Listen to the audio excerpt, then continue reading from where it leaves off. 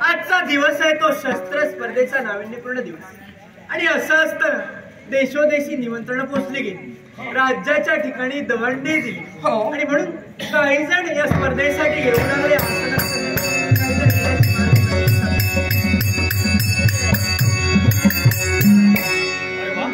या राज्यापर्यंत आपलं येणं झालं खरं, पण प्रथमतः आल्याची जाणीव करावी हे जेवढे खरे. हो महाराज. हा विजय नगरीचा राजकर्ता विजय आपल्याला नतमस्तक आशीर्वाद.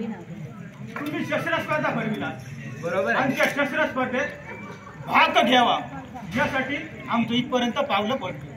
म्हणजे आमच्या शस्त्र स्पर्धेचं निमंत्रण तुमच्या राज्यापर्यंत पोहोचलं, आमच्यापर्यंत पोचलं आणि स्पर्धेत भाग घेण्यासाठी इथपर्यंत आला. हो ना. स्पर्धेसाठी काहीसा अवधी बाकी आहे, तेव्हा आम्ही तुम्हाला जे मानाचं आसन देतो त्या आसनी तुम्ही विराजमान व्हा.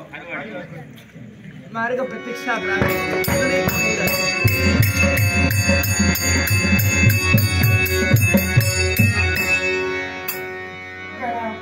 आशीर्वाद. आपल्यालाही प्रणाम महाराज, तुम्हालाही प्रणाम. कोण आहात आपण? ही शस्त्र स्पर्धा जी तुम्ही भरविलात ना, हा ती पाहण्यासाठी आम्ही आलो. आमचं नाव जय. हा पाहण्यासाठी तुम्ही आला. हा म्हणजे शस्त्र स्पर्धा फक्त तुम्हाला पाहायची, स्पर्धेसाठी काहीसा अवधी बाकी आहे, तेव्हा बसावं म्हटलं. बसून स्पर्धा तुम्हाला पाहता येईल. निमंत्रण पत्रिकेचा भावार्थ सर्वच राजकारण्यांनी जाणून इथपर्यंत प्रयाण केलं आणि ते प्रविष्ट झाले. असं जरी असलं तरी सुद्धा एक माझं कर्तव्य म्हणून पुन्हा एकदा मी स्पर्धेची जाणीव करून देते. वीरांगना संचिता म्हणजे मी. आलेले प्रत्येक एकेका राजकर्त्यानं माझ्याबरोबर संघर्ष करायचा. ते संघर्षात समजा माझा पराभव होऊन स्वतः राजकर्ता जर विजयी ठरला तर हे संपूर्ण मानव देशाचं राज्य आणि राजकन्या रत्नमाला हिचा हात हाती देऊन शुभमंगल सावधान केलं जाईल. तेव्हा स्पर्धेची वेळ सुरू होते. उठा म्हणते, संघर्षाला सुरुवात करा, संघर्षाला सुरुवात करा. आम्ही तुमच्याशी संघर्ष करू. छान. प्रथमतः नतमस्तक होतो. धन्यवाद. तुम्ही शस्त्र स्पर्धा भरविला. हो ना. आणि या शस्त्र स्पर्धेत भाग घ्यावा यासाठी आमची इथपर्यंत आलेले सर्वच राजकर्ते उदात्त हेतून आलेले आहेत. हो ना. सर्वांना संघर्ष करायचा आहे, त्या पद्धतीने तुम्ही जर आला असाल तर धन्यवाद देते मी. ही शस्त्र स्पर्धा जिंकावी आणि यांच्याशी विवाह करावा हाच आमचा हेतू आहे. लग्न करण्याचा सुंदर हेतू तुमचा आहे. म्हणजे यावेळी स्पर्धा जिंकून लग्न करावं हा जर आनंद साजरा करायचा असेल तर देव निश्चितच तुम्हाला यश देईल. मग तुमची जर हरकत जर नसेल तर आमच्या शस्त्राला होऊ द्या सुरू. या स्पर्धेत तसं काही लिहिलं नव्हतं. इथं हरकत कोणतीही नाही. आलेल्याने माझ्या बरोबर संघर्ष करायचा. मग होऊ द्या ते.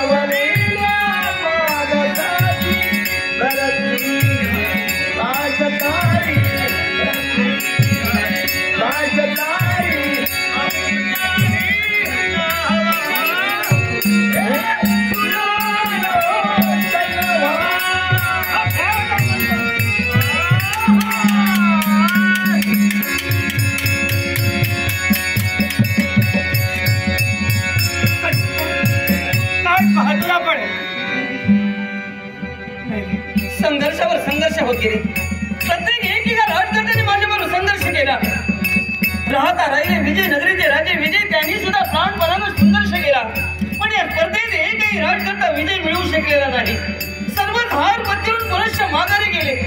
या स्पर्धेतून एक भावी राजकर्ता शोधायचा होता, पण आता काय होणार? एकही राजकर्ता इथे राहिला नाही. काय होणार? बरोबर आहे तू. आता ज्या हेतूने आपण ही स्पर्धा आरंभिली तो हेतू कुठेतरी अपूर्ण राहतो की काय असं वाटत असतं.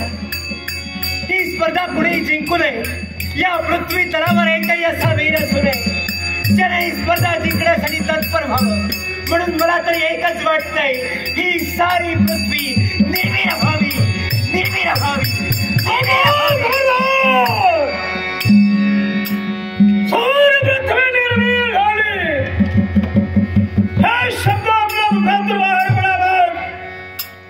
पृथ्वीच्या पटंगाला कडा विरानी काळात आपला न्याय अपराध केलाय, म्हणून सारी पृथ्वी निर्भीड झाली.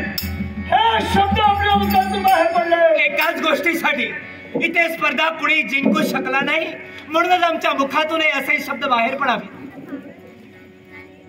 या शस्त्र युद्धात साऱ्या वीरपणाच्या आशा पाहून गेले, म्हणून जर शब्द आपल्या मुखातून बाहेर पडले असतील तर आम्ही ठामपणाने आपल्याला सांगतो, या स्पर्धेत याच्या शस्त्राला आम्ही शस्त्र भिडू. काय? पण आम्ही गरीब आहोत, आमच्याजवळ शस्त्र नाही. एखादं शस्त्र जर मिळालं असेल ना तर आत्मविश्वासाने सांगतोय याला पराजित करत करो. हा तुमचा आत्मविश्वास आहे. हा शस्त्र तुम्हाला हवंय तुमच्या इच्छेसाठी, तुमच्या समाधानासाठी. हे शस्त्र आम्ही तुम्हाला देतो. धन्यवाद. या शस्त्र स्पर्धेत आपल्या शस्त्राला आम्ही शस्त्र भिडू म्हटलं. नाव आपलं जयंत. संघर्ष करणं म्हणजे खेळ नव्हे. दोन शस्त्रांचा योग्य तो मेळ जमायला हवा. अत्यंत गरीब आहात तुम्ही, युद्धाचं कोणतंही ज्ञान नाही. वीर जातीला दूषण दिली म्हणून क्रोधायमान झाला सारी ताड दिशे उभी राहिलाय. पण राग कधी केव्हा यायला हवा याला सुद्धा मर्यादा आहे. तुमची माणसं तुमची मार्ग प्रतीक्षा करत असतील, चला माग चला. कोणीतरी महाभागाने म्हटलंय, जो स्वतःसाठी जगला तो मेला आणि इतरांसाठी जगला तो कीर्तनपणे जरावर राहिला.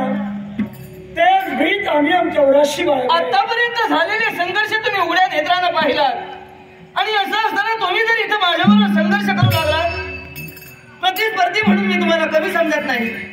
आजपर्यंत माझ्याबरोबर ज्यांनी संघर्ष केला, कुठल्याही प्रतिस्पर्ध्याची मी योग्यता कमी लेखलेली नाही. तद्वत तुम्हाला सुद्धा मी कमी लेखत नाही.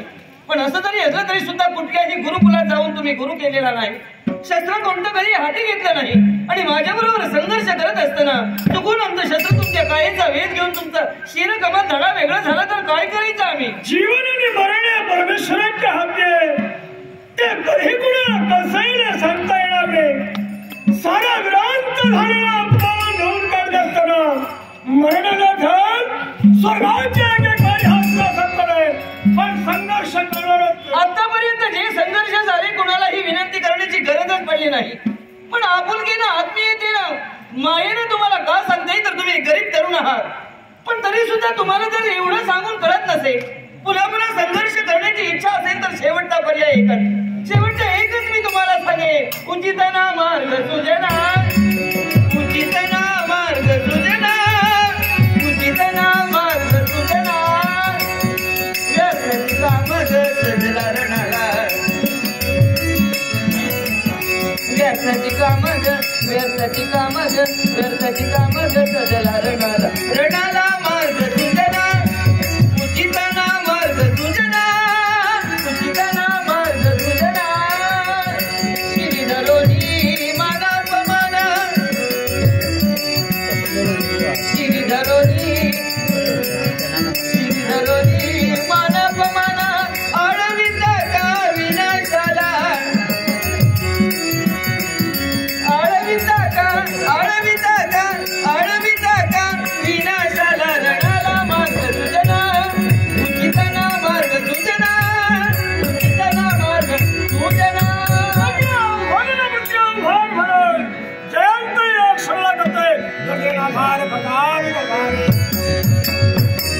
गगनाधार भगावी भगावी.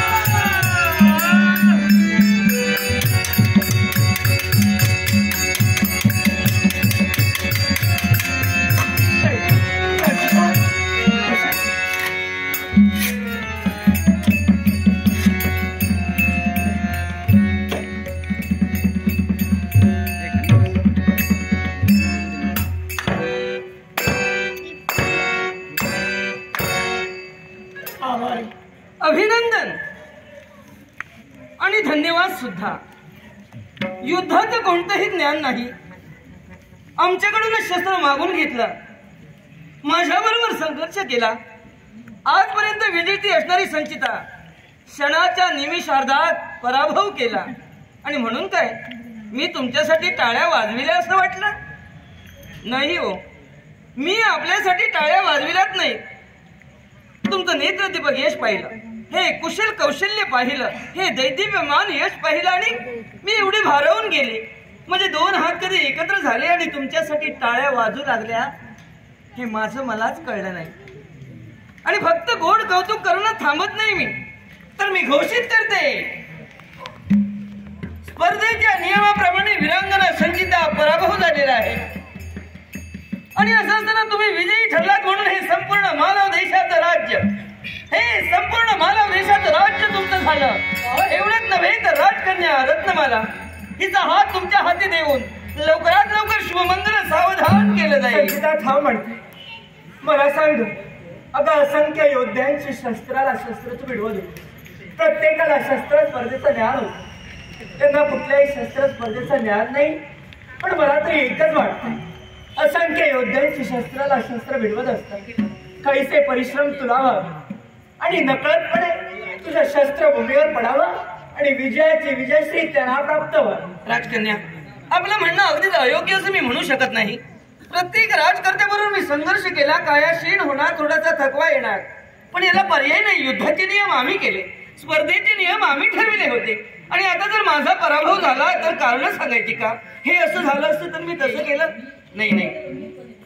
मी वीरांगना आहे, माझी हार झाली आणि मी मोठ्या मनानं मान्य केलंय की जर माझा पराभव झाला तर हे आता सगळं त्यांचं झालं. म्हणून वीरांगना म्हणून तुझं कर्तव्य तू केलंस, पण तरी सुद्धा माझ्या मनात एक संभ्रम व्हावा आणि म्हणून त्या व्यक्तींशी मला बोलायचं. ठीक आहे, आपल्यालाही प्रणाम.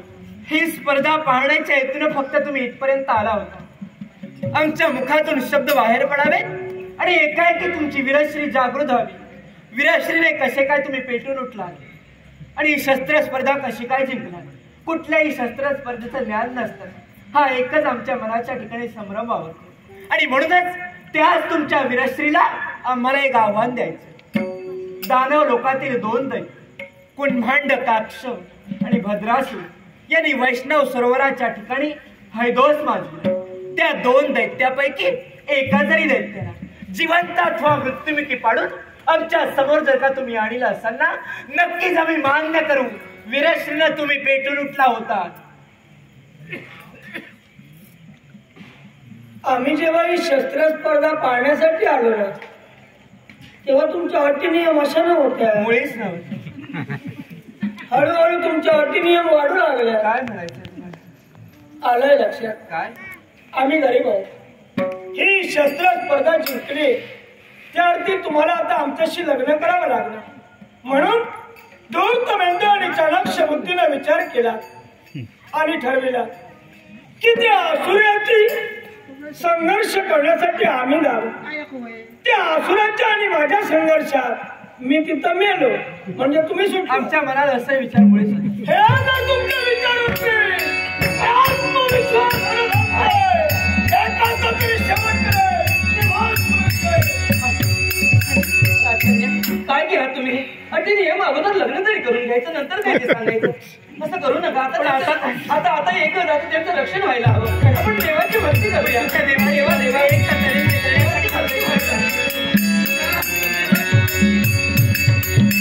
शस्त्र स्पर्धा आणि या शस्त्र स्पर्धेला हा देव अदृश्य रूपाने राहिला. कारण सामान्य घराण्यात जयंत जन्माला आला. रणांगणावर योद्ध्याचा आकार पाहू नये, योद्ध्याचे पराक्रम पाहावे. मग सामान्य घराण्यात आलेला जयंत किती पराक्रमी आहे त्याच्या पाठीशी मी उभा राहून जगाला पटवून देईन.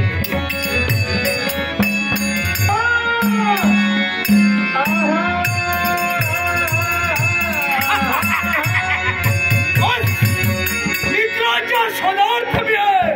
मित्र मला दिसायला सदर आहे. आम्ही करतो.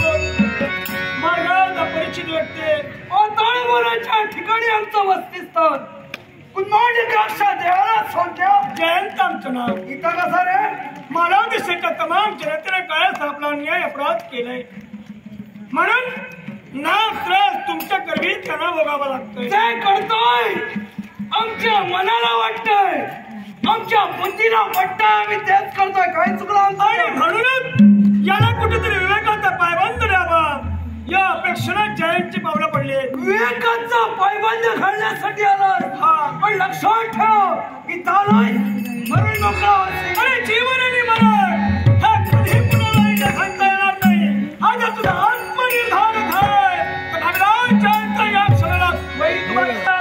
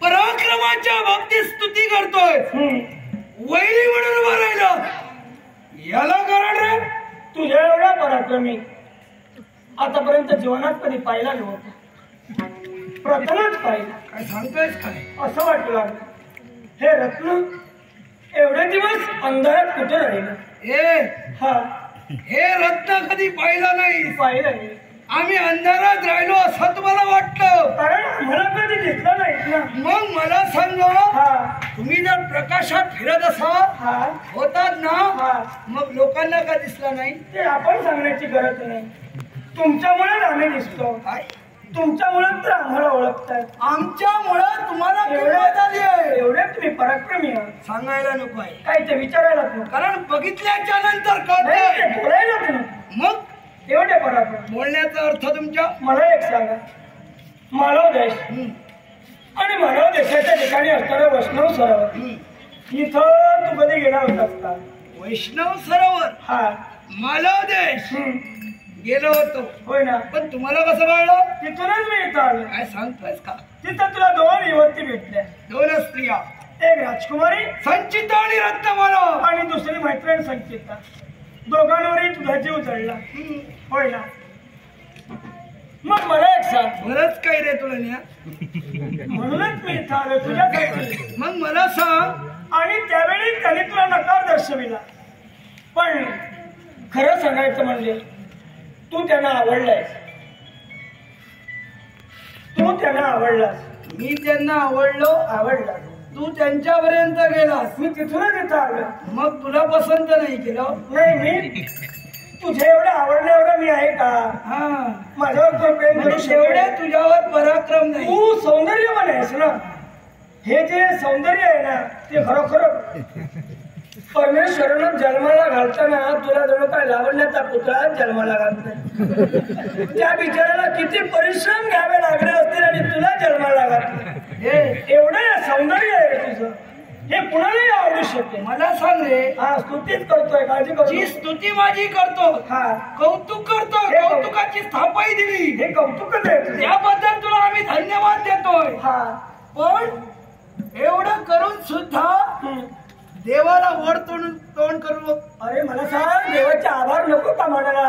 हे भूमीवर रत्न चढवणार माझ्या वतीनं तू आभार मानतोय. हा, देवाचे. म्हणून मला एक सांग, तुला एकीबरोबर लग्न करायचंय, दोघींबरोबर लग्न करायचंय की 4 जणांबरोबर करायचंय? हे तुझं तू ठरव. दोघांपर्यंत ठीक आहे, नशीब तुझ्या हातात आहे. कारण लग्न करायचं मला एकीबरोबरच होतं. मी तुला शब्द देतोय, तुझं लग्न मी लावेल. तू लग्न लावणार आहे? हा, स्थळ जुळवणार आहे. तुझं लग्न मी लावेल. समजा एक राहिली तर त्याच्याबरोबर तूही करणार आहे. मला तुला नकोय? मग मी तुला शब्द देतोय, माझा शब्द येतोय. अगदी तुझ्या शेवटपर्यंत सगळं काय तर मीच करेल. शेवटपर्यंत म्हणजे लग्न म्हणतोय. हा, तसं लग्न. आणि नंतर पण तुझं सगळं काय तर मीच करेल, माझा शब्द. मग चल, तुझं लग्न मी लावेल.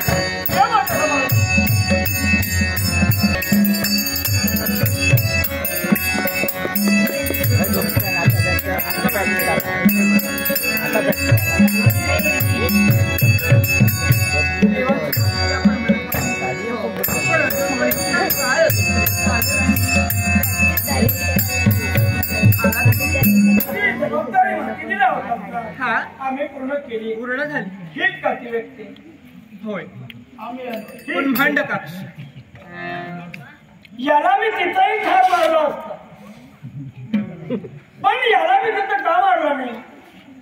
याला जर मी तिकडे ठार मारला असता, इकडे तुमचा विश्वास बसला नसता.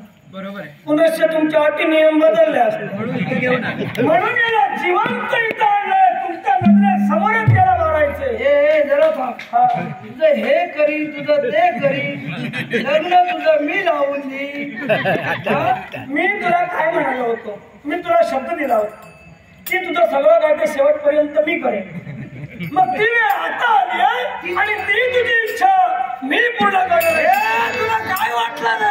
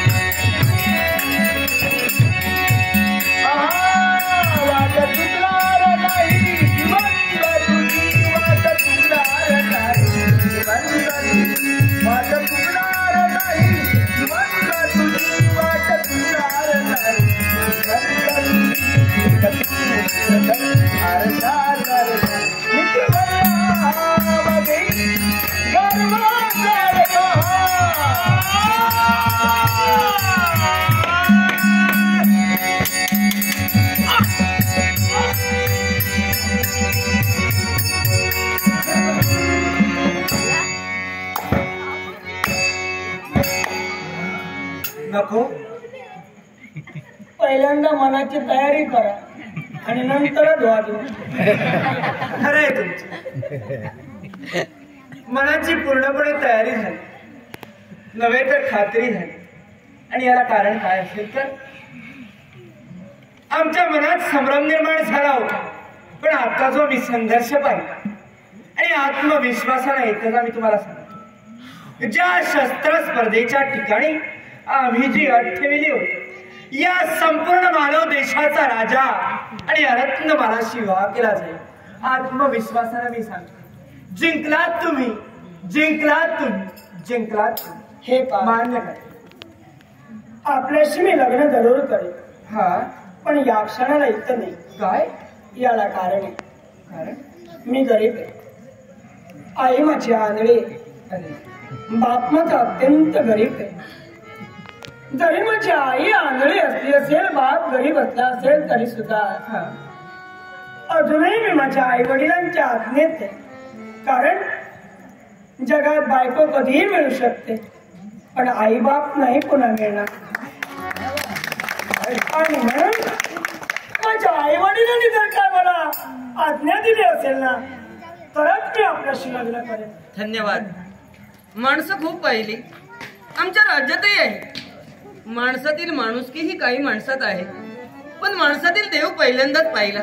याचं कारण असं, अत्यंत गरीब तरुण आजपर्यंत गरीब असूनही हे राज्य मिळालं, ही सुंदर अशी एक राजकन्या मिळाली.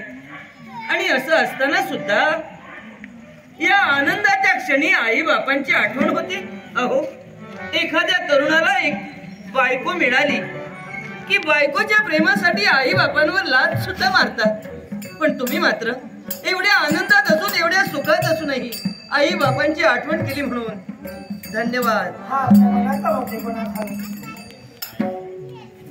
आई बापाच्या कुशीकुलात मी एकटाच जन्माला आलो. ना बंधू ना भगिनी. बहिणीचे प्रेम कसं असतं ना, ते माझ्या जीवनात मला नाही मिळालं. पण आपल्याजवळ एक मागू का? आज्ञा करा. आज्ञा नाही, माझी विनंती आहे आपल्याला.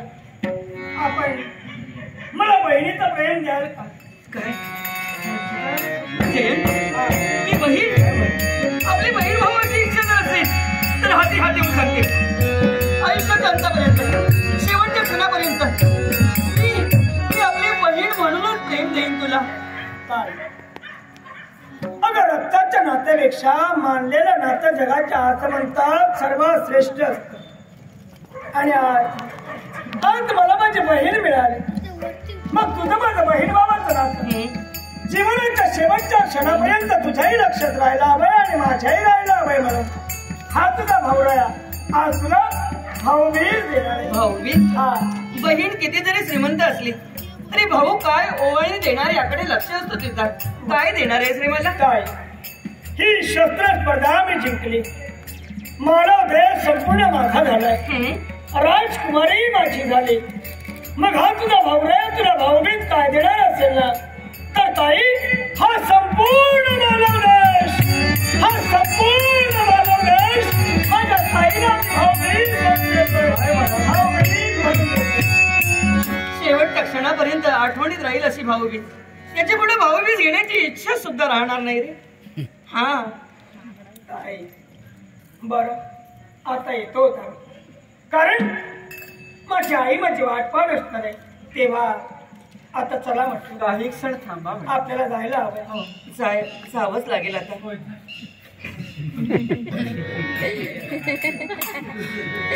मला सांग, एवढ्या ऐश्वर्या श्रीमंतीत मी वाढले, सारी सुख माझ्या पायाशी लुटंगणे त्या देवाच्या आशीर्वादाला येतात. काय? माणसातील देव हा अशी व्यक्ती आतापर्यंत आपण कधीही पाहिली नाही. तिच्याजवळ सारं मिळून सुद्धा कुठल्याही गोष्टीचा स्वार्थ नाही, अशी निस्वार्थी व्यक्ती सारं काही तुझ्याजवळ सोडून. हो ना. पण असं जरी असलं तरी सुद्धा एका गरिबीत माझा संसार सुरू होणार. माझी मैत्रीण म्हणून तुझे शब्द मला पोराचे सांगणार आहे. निश्चितच मुलाचं मार्गदर्शन मी करेन.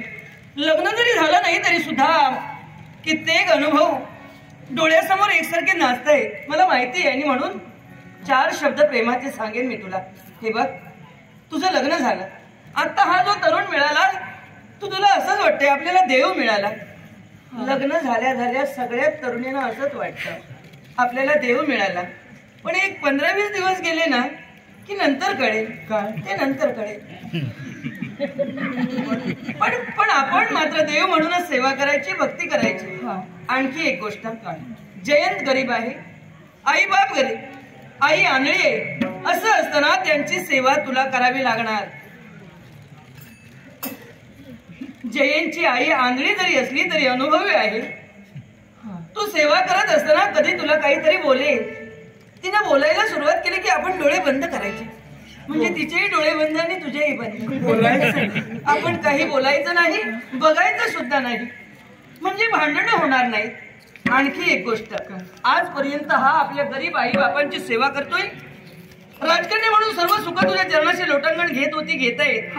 तुला गरिबीचा अनुभव नसतानाही गरीब आई बापांची तुला सेवा करावी लागणार. पहिल्यांदा एक 15-20 दिवस आनंदाने सेवा करशील ग. समजा नंतर कंटाळा आला तर म्हणशील मी माझ्या आई बापांच्या घरी असलं कधी काही केलं नाही आणि तुझ्या आई बापांची सेवा करू मला नाही हो जमायचं, मी चालले असं म्हणून तुला शब्द दे असं कधीही करणार नाही. आणि हे शब्द माझ्या मनाशी खरंच पण असं जरी असलं तरी सुद्धा आज एकसारखी आठवणी काढून ठेवतात.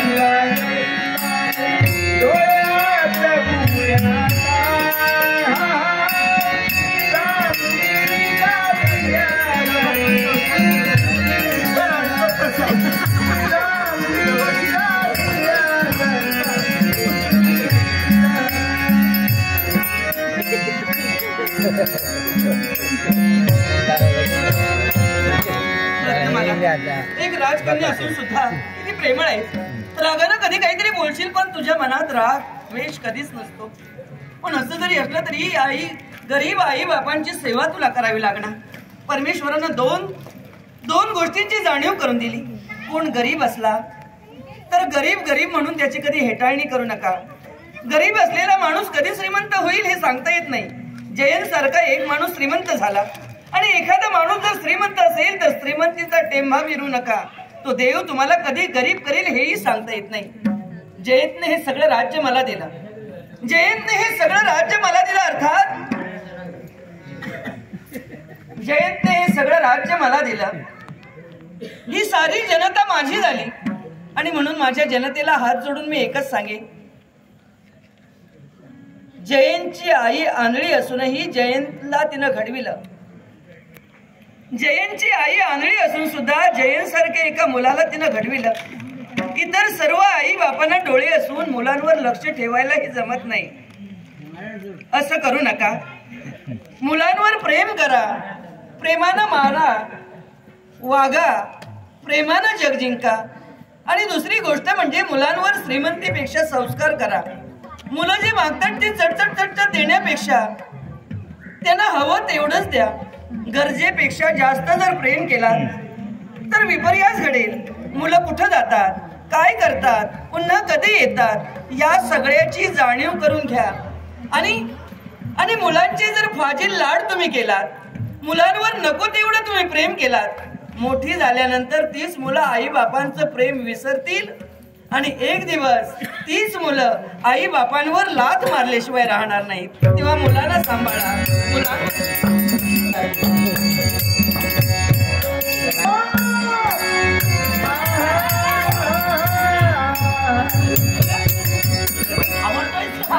देवर्षी झालं काय? माझ्या मित्राला शोधतोय. माझा मित्र कुंभांड कक्ष सारी पृथ्वी पालती घातली. मित्र दिसेना झाला. ही पहा पुत्रांची कोल्हेपुरी. पण माझा मित्र काही तुझ्या मित्राचा शोध घेणे बंद कर. हो तो तुला भेटणार नाही आता. म्हणजे गेला वाटत. पुढे मारलो पुढे मारलो. वैकुंठीचा नारायण त्याचा निस्सीम भक्त, ज्याचा सामान्य घरात जन्म झाला असा जयंत. आठवला का? ज्या जयंताची मी चांबडी फोडली. कुठं जयंत? तुला पाहायचंय? कुठं खाली ये.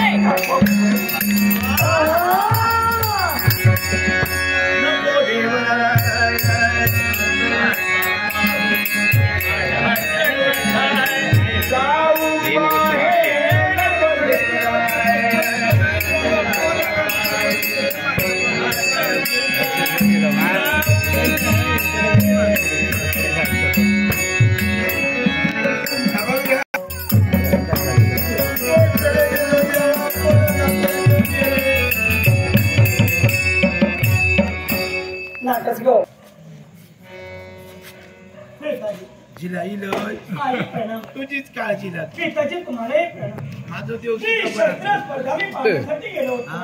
ते मी जिंकले. काय सांगताय काय?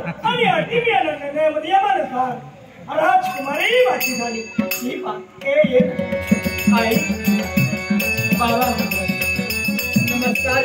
ए जिला हा पोरग्या बरा असा मला हाती डोक्यात गडवा माझा देव तुझा बरा करतो लोक बरा पोरग्या बरा आशीर्वाद बोला.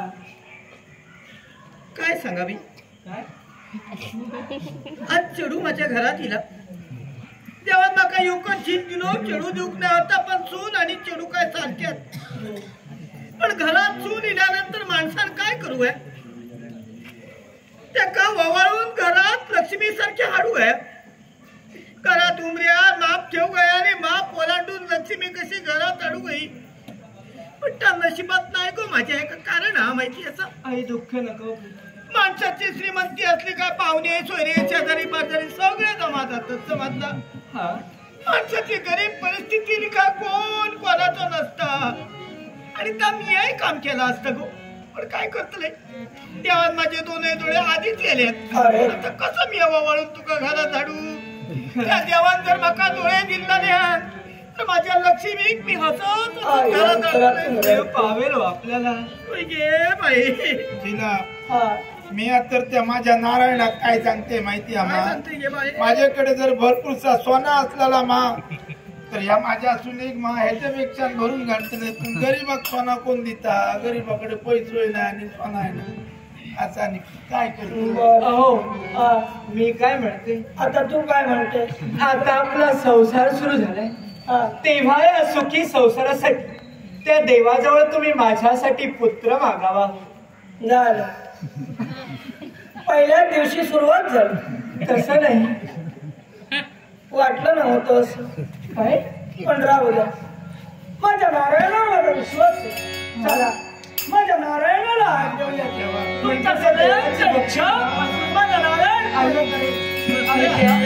देवाची भक्ती करणार.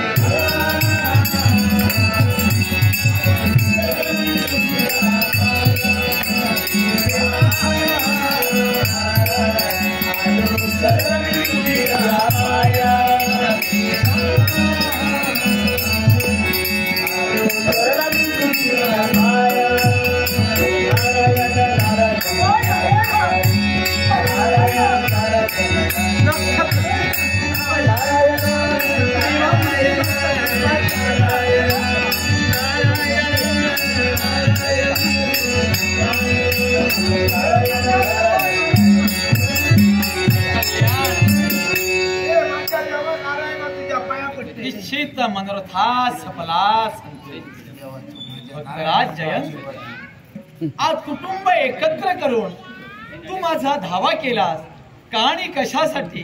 नारायण हा यालाही कारण आहे. जेव्हा तुम्हाला प्रसन्न झाला होतास ना तेव्हा तूच म्हणाला सांग जयंत तुला काय हवंय. तेव्हा मी काय म्हणालो नारायण या क्षणाला मला काही नकोय पण वेळ येईल ना तेव्हा नक्कीच तुझ्याजवळ मागे. नारायण, ती वेळ आज आली आहे. म्हणजे ही ती वेळ आहे. हा, माग. अरे तुला जे काही हवं असेल ते आनंदाने माग. अरे मी एका शब्दाचा धनी आहे. शब्दानं घडवीन आणि शब्दानं फुलवीन. पण तू माझा अतिप्रिय भक्त असल्या कारणामुळं जयंत, मी तुझ्यात परीक्षा घेणार आहे. परीक्षा? आज जे काही तुझ्या कुटुंबासाठी तुला मागायचं असेल ते एका वाक्य रचनेत मागून घे. काय नारायण, काय केलं? फार मोठ्या संकटात टाकलंच रे तुझ्या भक्ताला. आता काय करू? आईसाठी डोळे मागितले तर बायकोला राग येणार, बायकोसाठी पुत्र मागितला तर बापाला राग येणार. जिला मी सांगते काय कर माहिती आता का औशीचे डोळे गेलेलेच असेल आणि त्या मराच्या बैलाक आता चराच्या वडी होय किती आहे. तेव्हा त्या काय करू, देवाकडे भरपूरसा सोना मिळाला काय सगळा मिळाला ऐकली तेव्हा सोनात चुकसा. बर नारायण, आता तूच मला बुद्धी दे. मग नारायण, तुझ्याजवळ मला काय मागायचं असेल ना तर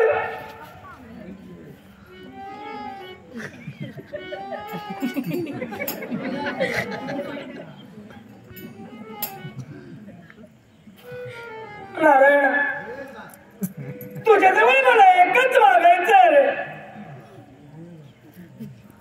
माझ्या पत्नीला झालेला पुत्र सोन्याच्या पाळण्यात उघड्या डोळ्यानं माझ्या आईला बघायचंय.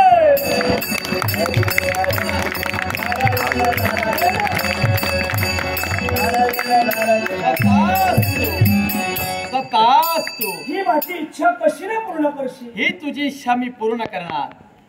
परमेश्वराला प्रत्येकाच्या घरी जाता येत नाही म्हणून आई वडिलांसारखं सुंदर दैवत आम्हीच निर्माण केलं. अरे देव देवताची सेवा करून आई बाप मिळवता येत नाही, पण आई बापाची सेवा करून देव मिळवता येतात. हे प्रत्यक्ष उदाहरण तू पटवून दिलेलं आहेस. म्हणून तुझी इच्छा मी पूर्ण करतोय. प्रथम तुझ्या आईला मी नेत्र देतोय. ओम नमो नारायणा, ओम नमो नारायणा.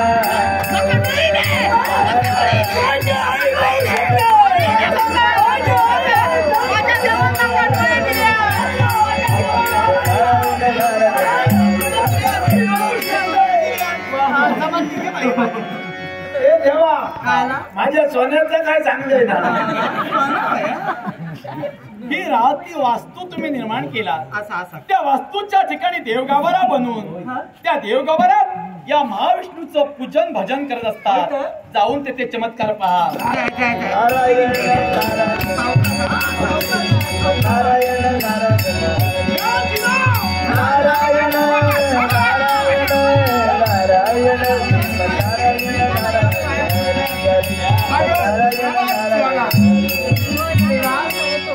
माझी इच्छा कशी रे परिपूर्ण होणार आहे? रत्नमाला, तुझी इच्छा मी पूर्ण करणार, पण कशी ती सर्वांगाचे कान करून ऐक. दैवी चमत्कारावर यावेळी मी तुला पुत्र देऊ शकतो. तू आई होशील, पण आईचं खरं सुस्वरूप आणि मातृत्व स्त्रीला कधी येतं? ज्यावेळी तिला अमृतरूपी दुधाचा पाना फुटतो.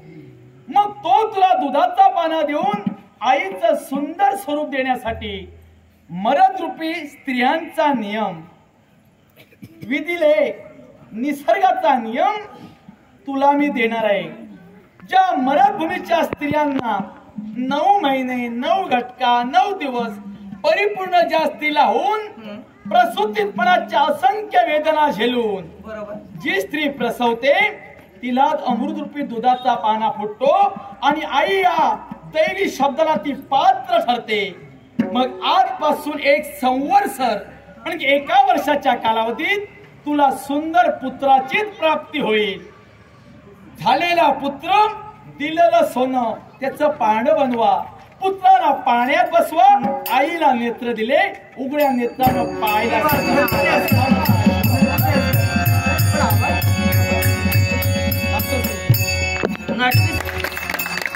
नारायण, माझा देव बालपणापासून तुझी भक्ती केलेली पण कधीच मला दर्शन घडलं नाही आणि म्हणून या आनंदाच्या क्षणी मला असं वाटतं हा देह देवा तुझ्या चरणावर ठेवावा. कल्याण. पण एवढी जरी मी आनंदी असले तरी सुद्धा देवा तुला काही विचारायचंय. विचार. देवा, वैष्णव सरोवराच्या ठिकाणी 2 दानव, त्या दोघांबरोबर माझा संघर्ष झाला. शेवटचा प्रतिकार म्हणून वैष्णवास्त्र मी सोडिलं. वैष्णवास्त्र सोडून सुद्धा काही दिवसांनी एक दानव मला जिवंत दिसला, तो म्हणजे कुन्मांडकाक्ष. मग देवा, वैष्णवास्त्र सोडून सुद्धा जर तो दानव जिवंत दिसला, मग नारायणा तुझं वैष्णवास्त्र असं निष्फळ ठरलं का रे? मुळीच नाही. वैष्णव सरोवराजवळ तुझं आणि असुरांचं चाललेलं तुंबळ युद्ध, त्याच वेळी एका दिशेनं माझा प्रिय भक्त जयंत माझी भक्ती करत होता. भक्तीची फलश्रुती म्हणून मूर्त स्वरूपाचं दर्शन आम्ही त्याला देण्यासाठी गेलो, पण तू सोडलेलं वैष्णवास्त्राचा अपमान होऊ नये म्हणून आम्ही तिथवर आलो, असुराशी संघर्ष केला आणि तुझी आम्ही सुटका केली. अजून एक प्रश्न निर्माण झालाय देवा. विचार. नारद महामुनींच्या उपदेशामुळे शस्त्र स्पर्धेला प्रारंभ झाला. जे राजकर्ते आले एखादाही निभाव लागला नाही. माझ्याबरोबर संघर्ष करत असताना सर्वच राजकर्त्यांचा पराभव होऊन ते मागे गेले. त्या स्पर्धेतून आम्हाला एक राजकर्ता हवा होता, पण सर्वच राजे पराभव होऊन जर मागे गेले तर पुढे काय होणार म्हणून नाईलाजास्तव यांच्या मुखातून शब्द निघाले, ही सारी पृथ्वी निर्वीर झाली. वीर जातीला दिलेलं दूषण याला सहन झालं नाही. हा फक्त ती स्पर्धा पाहायला आला होता. ते शब्द ऐकून ताड दिशे उठून उभा राहिला, आमच्याकडून शस्त्र मागून घेतलं, माझ्याबरोबर संघर्ष करू लागला. संघर्ष करता करता क्षणाच्या निमिषात माझा त्याने पराभवही केला. नारायणा, कुठल्याही गुरुकुलात जाऊन यांनी गुरु केलेला नाही. अत्यंत गरीब असल्या कारणानं शस्त्र हाती कसं धरतात हे सुद्धा त्याला माहित नव्हतं. आणि तरी सुद्धा आजपर्यंत विजेता असणारी संचिता हिचा क्षणाच्या निमिषार्धात पराभव केला म्हणून वाईट नाही रे वाटलं, पण तरी सुद्धा माझ्याबरोबर संघर्ष करून मला माझा जो पराभव केला, काय असेल रे नारायणा, कळेल का मला? संचिते, विश्वाच्या भुजपत्रावर तुला पराभूत करणारा दुसरा वीर अद्याप तरी जन्माला आला नाही. पण शस्त्र स्पर्धेच्या वेळी अदृश्य रूपानं तिथं मी होतो. तू युद्ध जयंताच्या शरीराशी करत होती, पण त्याच्या देहाच्या पिंजऱ्यात आत्मरूपी ज्योत वावरत होती. ती ज्योत नसे दुजा कोणी, ती ज्योत नसे दुजा कोणी, तोच्या त्रैलोक्याचा धनी मी तुला पराभूत केलंय.